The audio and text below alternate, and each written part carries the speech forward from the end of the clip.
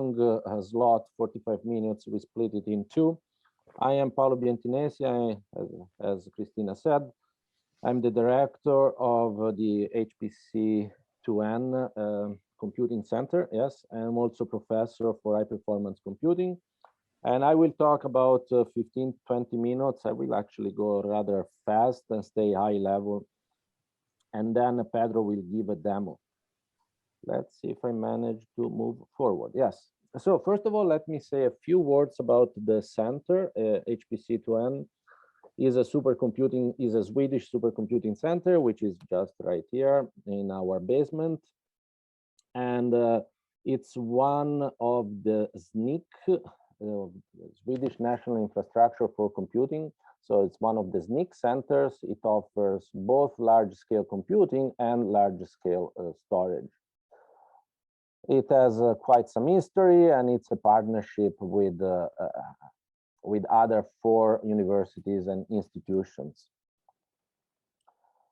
The mission, as I said, is to provide state-of-the-art resources, but also expertise. So I will make this distinction. Resources is hardware, expertise, it's people. Resources, the main resource has been Kebnekaise. This is a supercomputer, or at least it was a supercomputer. Now, you know, supercomputers have a lifetime of about 5-6 years. And so this is getting a little bit on the older side. So we're working on the replacement. Hopefully we will be awarded one. This is me pretending to be doing some work in front of a storage system. This is where data sits, and both for computing system, so for Kebnekaise and for the storage systems, users can ask for allocations, and they come in a small, medium, large allocations. Small, anybody can get, doctoral students, anybody. For medium and especially for large, the process is much more involved, but pretty much everybody can start and then ramp up, showing what they need these resources for.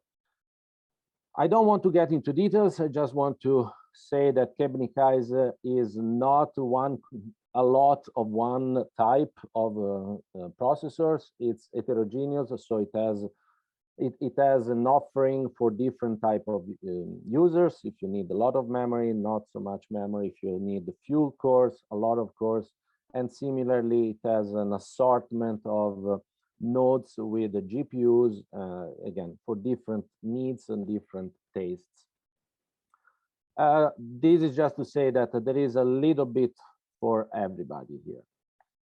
And then switching to the other resource that we talk about, these are human resources, and we offer application experts. So specifically, we have 4 people that can assist the users in different application domains, but also in different programming paradigms and different parallelism schemes, and so on and so forth.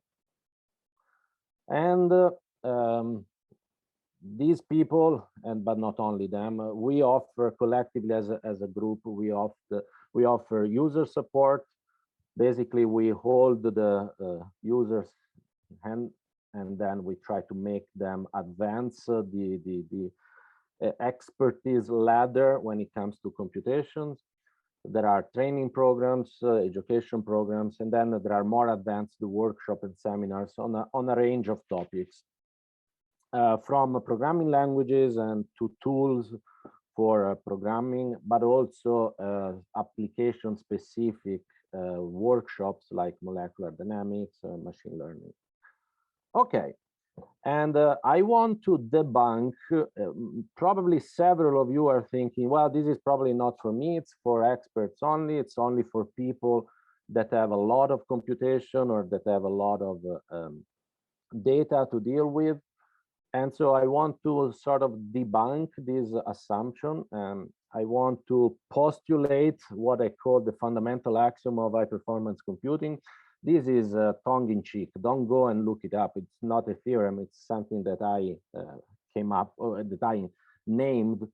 But the fundamental axiom is that every computer is a supercomputer. So even if it doesn't fill up a whole room or a whole basement, a computer is still a supercomputer. In fact, your laptop or my laptop are supercomputers. And I'm not joking about that.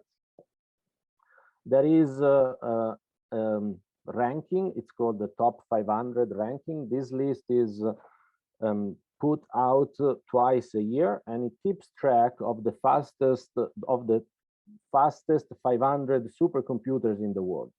The triangles here, this is okay, on the y-axis, you can imagine this as a speed. If you imagine cars, this is how fast the cars go. In practice, these are computers, and this is how many operations per second these computers can perform. These triangles monitor D1, the top, the fastest supercomputer in the world, over time. So the fastest supercomputers nowadays, it's not yet able to perform 1 exaflop per second. 1 exaflop is some incredibly large number of operations, I think 10 to the 15th, something crazy. And this number here is the 500th supercomputer. And the green is the top 500 put together. And in this plot, if you draw the speed of my own laptop, which right now is 5 years old, my own laptop is in fact faster than all of these supercomputers. Back then, these supercomputers were basements, okay, were as large as what I showed before. And now my laptop is faster than the fastest supercomputer of 1996. Again, my laptop is 5 years old. And it was faster than the 500th supercomputer in 2004 or so. So this is to say that, all right, sorry. This is to say that every computer is a supercomputer. And another message is that every computer is highly parallel. This is an analogy that I'm drawing with a highway. There are lots of lanes. In fact, in computers, there are also lanes. They're named, I guess it's not a coincidence, named alike. And the question I have is, are you driving your supercomputer like this or possibly like this? Very likely like this, because there are only few people in the world that are able to actually organize and computation like that. This is by no means a trivial task. And again, I want to continue with this analogy of cars. If you think of a computer as, or a supercomputer as a car, you should think as a supercar. Your computer, your laptop, your desktop, it's a supercar. However, there is no way that you can drive a Formula One car, racing car. Very likely you drive it like this, like a tricycle. And there are very few people in the world that can drive a supercar like to its maximum potential. And the same for computers. And the way out is to collaborate. So that's the moral of the story, what I'm basically preaching, that you guys should continue doing your analysis, your investigations in bioinformatics. You should not try to become experts in high performance computing or in computing, in algorithms. That's what we should be doing, but it would be great to have collaborations. I want to give two examples. These are personal collaborations, personal experiences. One was with Yuri Olchenko, back then was a professor, now as a company, which Polyomica, which sounds like very much what Kate described, that same type of services.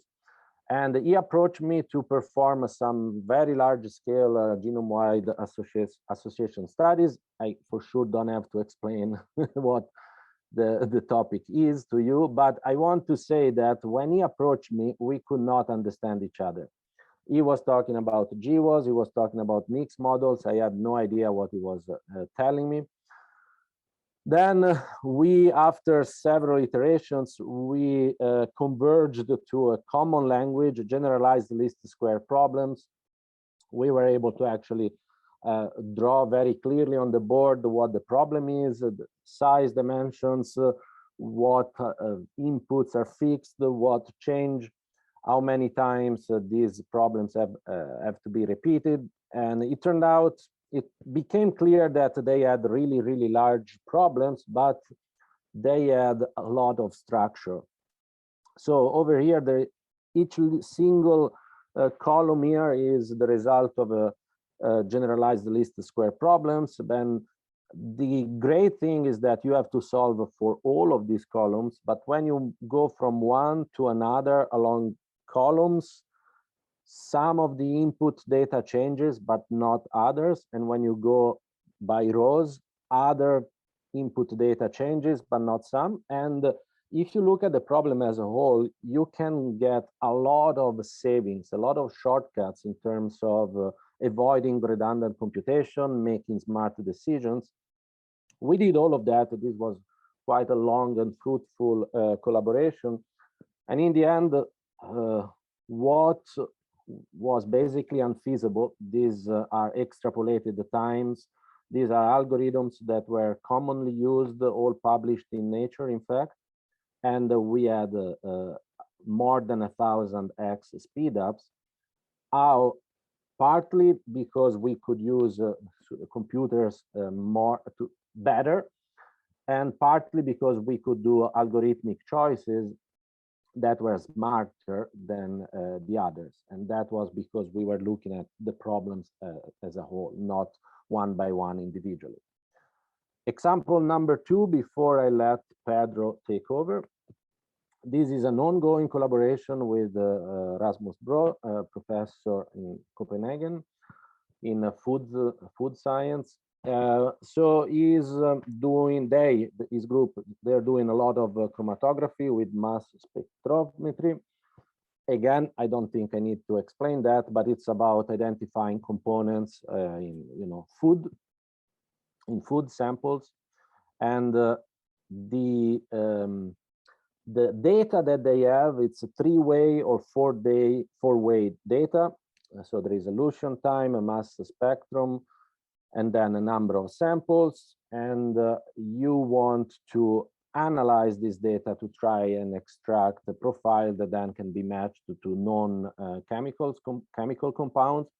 And this is done with a machine learning technique known as tensor decomposition. There are different types of tensor decompositions, different flavors for different needs, and even the different types of tensor decompositions have a lot of different varieties depending on what kind of constraints you want to impose, what kind of data, the dense, sparse you have. And so he explained to us the workflow. And again, we saw that, first of all, there is very much man in the middle in this kind of approach. And what that means that the user has to run some experiments, some analysis, I should say, then look at the results, see if these results are meaningful, if they make sense, and depending on what they see, they have to run other analyses, and so on and so forth. Again, if you do it on a one-by-one case, if you execute this analysis one by one, you'll miss out a lot of opportunities. We did, this is ongoing, okay, but we are doing, again, the same approach. We're looking at the whole workflow and not as an individual black box, but we're looking at the whole thing, and we are able to accelerate, again, by better utilization of computers and by better choice of algorithms. We can take down the execution time, this is in seconds, from either 1 minute or 6 minutes down to just a few seconds. Moral of the story, you guys offer lots of interesting challenges, interesting computational problems. I don't think you should try to become an expert in high performance computing. It's a great opportunity to collaborate. And now I let Pedro take over and give actually a demo. Thank you again. Hello, can you hear me? Yes. Yes, my name is Pedro Ojeda, and I will show you a couple of examples on how to use HPC2N. And first, let me share my screen. So here, as you can see, I'm running the Windows operating system, as many people do. And in order to connect to HPC2N, one can use the ThinLink client, which is a very convenient way to transfer to work with your files on our platform. So here you see this is a software that you can install easily. You get the data from HPC2N in order to connect to it, like a username and the password. And once you do it, you will log in into the system, and here you can start writing your text files and load your data, and it's quite convenient. So as you may be familiar with, I'm using here the R Studio software, where you can port your R scripts. And here I'm dealing with one example that I will describe. And this was a collaboration that we did with a researcher at the chemistry department who contacted us in order to compute a measurement that is irrelevant for them, in order to classify and detect chemical compounds that are toxic and are very common in the environment. This measurement is called the cross collision section, and there is a device that can measure this value, but it's not that easy. Yes, and also not that it's a bit expensive to do that. So theoretically, one computes the cross collision section by solving this complex integral, right? And this comes from physics. And in practice, how do we do that? Well, there are different techniques to solve this integral, and one of them is by using a molecular dynamics simulation, or by using a cheaper approach, which is Monte Carlo. So basically, in molecular dynamics, one computes different trajectories. There are two molecules, and one propagates the Newton's equations in order to detect the angle at which these two molecules are scattered. So one repeats this process over and over, like 100 or 10,000 times, and one puts the scattering angles into this integral, and one computes the cross collision section, which can be seen as a effective area of the compound. Yeah. So this measurement, the cross collision section, is very precise and accurate, and it allows us to distinguish between even isomers of the same compound.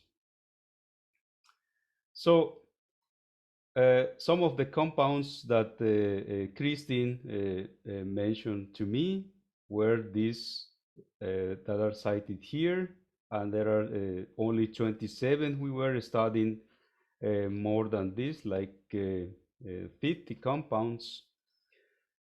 So in theory, that's very straightforward to do, but in practice, these two approaches that I mentioned, which are molecular dynamics and Monte Carlo, are quite expensive because in the case of molecular dynamics, one needs to generate many trajectories, right? And also a more fundamental issue is that one requires a empirical force field. And with this, we need to determine several empirical parameters, right? And these parameters, if they are not found in the literature, we need to deal with them. For instance, imagine that you have a rare atom like uranium or some other atom that is not reported in the literature. We need to go to lower levels of theory like DFT and parameterize that. So that's not very convenient. So I thought that we could use a kind of machine learning to predict the cross collision section instead of computing them. And this is one of the compounds that we studied. This is called phenuron.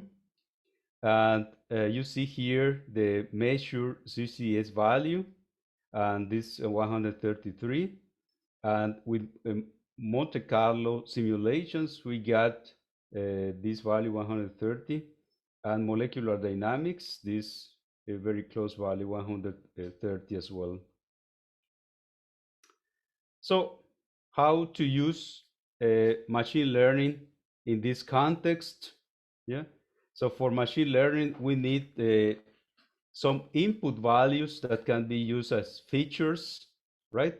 And some output values that could be used as the output or the response function. So basically, we go through some parameters space, and then we make some prediction. And we, in particular, are interested in the cross collision section. So for the input parameters, we decided to use the atomic masses because they are known, and also the Cartesian coordinates. There are several databases with the positions of the atoms in the compounds, like for instance, in this case, phenuron. And based on these two features, we will look at predicting the cross collision section. So the approach we follow was similar to the one in this paper, Physical Review Letters from 2012. And here they use a matrix called the Coulomb matrix, which is constructed based on the charges of the atoms. Because we are here not really interested in the charges of the atoms, and something which is more general are the masses. So I use this matrix, the masses of the atoms instead of the charges of the atoms. So this matrix is computed in this way. And then we need a measurement on how the molecules are similar among each other. And for this, we compute in a so-called Euclidean norm, which is constructed based on the diagonalized matrices. Using this measurement, we can compute a cost function, as we saw in the previous talks.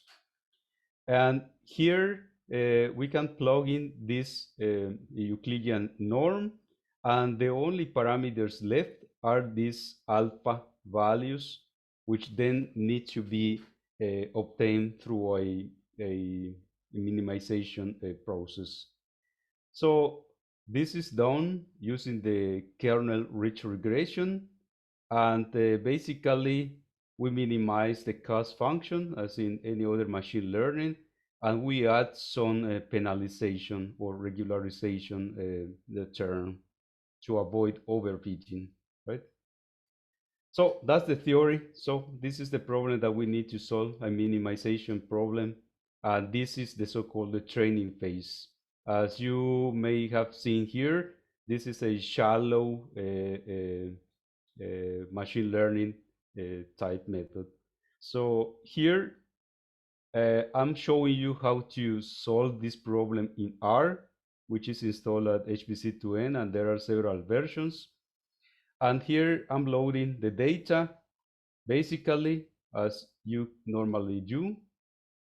And here I'm renaming the data so that I can compute the masses of matrices that I mentioned before. And at this step, I go into a loop to compute the similarity among all the molecules, right? And this is the most expensive part, which is also related to the training. And basically, the most difficult part is the diagonalization, which is a linear algebra operation, and it's quite expensive in machine learning. And once you train the model, and this means getting the alpha parameters that I mentioned before, then one could go to the prediction. And in the prediction, we use only 2 molecules, right? I mentioned before that we had 27. Then I used 25 for training the model, and then the last 2 to get the predictive values. And here you can see how they look like. For the prediction value, I got for a molecule 26, 171, and the measured value or the reported value in the literature 175. It's not that far from each other, and it's similar in the case of the molecule 27. So some comments from this simulation is that although the database is quite small, it's just 25 molecule for the training data set, we are already seeing some good performance of the model. Another thing is that all these molecules have a different number of atoms, and also the atom types are different among the molecules. And even in this case, we are seeing a very close CCA's value with respect to the reported one. The second comment is that I used as a toy model, as a toy machine learning model, this program to predict molecular dynamics trajectories, and I found that one could do it for a few time steps after the training data set. So this is what I had to say for the first model. And now let me go to something more standard. And here I will talk about the modified National Institute Standards and Technology database, or better known as the MNIST database. And this can be seen as a hello world program for machine learning and also deep learning. So in this database, we can find 70,000 images, which are divided in a training and testing data sets. And each image consists of a 28 times 28 pixels box. And if you look at them, the picture looks like this one. They are handwritten numbers, and the goal of the algorithm is to predict the number of the digit that if you write a new one, right? So one can use different software for solving this problem, and in particular, we can use a Keras, and you may have observed here that I will be using R combined with Keras and TensorFlow, which are here. I'm loading the packages. And then the MNIST database is already included in the Keras package. And that's why I can load directly the database. So the data is already here, right? And because we are using a high performance computing center, we need to specify the number of CPUs. And this can be done in several ways. And for instance, you can request here a number of cores, right? In this case, 2. And once we load our data in machine learning, we need to divide them into the training and testing data sets. So these data are already loaded. And you know that we can, in general, not use the data set as in a raw manner. We need to make some transformations to the data initially.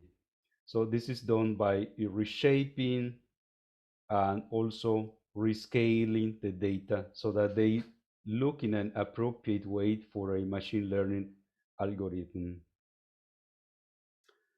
So once we do some cleaning of the initial data, we can define the model.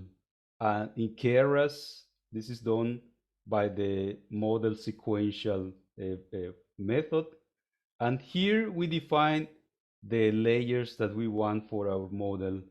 So this model will be using a neural network approach, right, with 3 layers and some parameters defined here. So then we get a summary of the model, right, and the parameters that we will be using. And then we can compile the model. So in this phase, we generate some objects required by the library TensorFlow. So the model is now compiled, and when it is compiled, we can go to the training phase. And this is the most expensive part. If you see here, I'm just running that in a few, less than a second. But this part, the training, will take most of the time. And this is why HPC resources are very useful, because for this simple example, just a few images, and this is a Hello World program. You may use a laptop, but for realistic problems, if you have a large database and also millions of parameters to optimize, then a good way to do that would be probably the HPC resources. So let me go to the training phase. And in the meantime, we will use some tensor board displayed.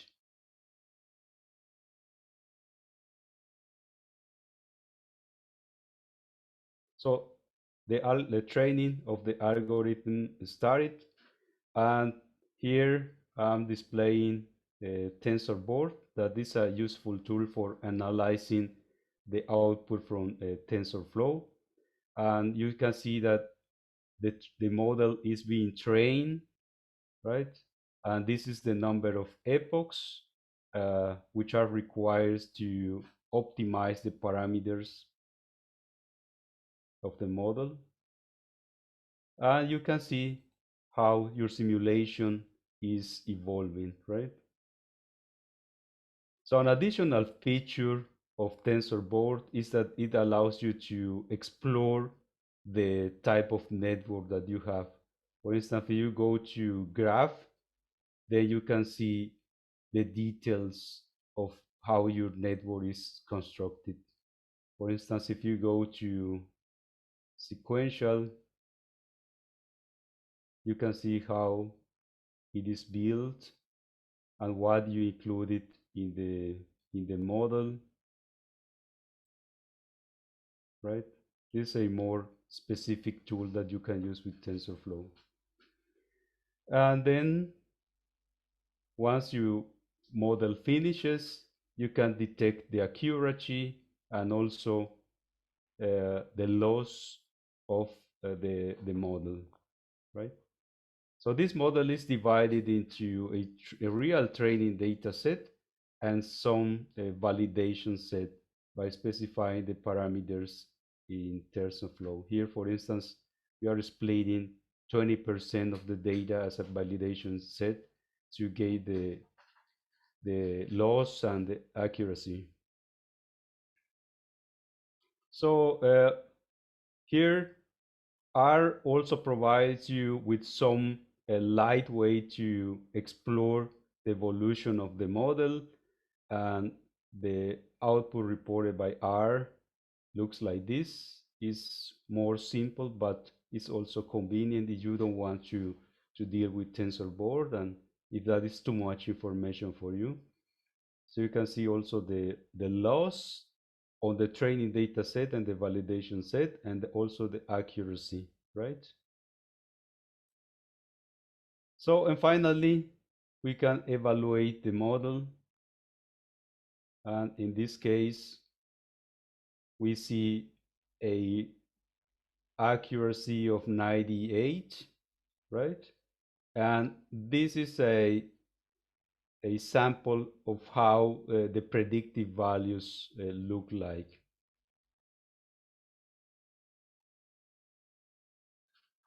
Yes. And another take-home message is that here I'm combining different software, because in machine learning and deep learning, in general, we can combine different software in order to get a more accurate and precise answer, right? Here I'm combining R and I'm calling Keras and TensorFlow, but R can also call Julia, which is also coming in these years. Okay, that's what I had to say. And if you have any questions,